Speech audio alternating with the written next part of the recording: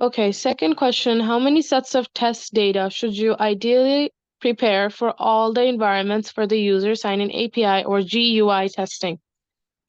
So that is a great question. Basically, as for ISO, our QA team, they have done the variation. I saw that for the backend testing, they have done about in between the 20 to 30 the sets of test data or the test cases. And for the GUI, they have kind of did the similar, but it was like the 15. So again, based on the application, sometimes you can set up a lot of test data, sometimes you can set up the less test data, but the equation is one test cases, one set of test data.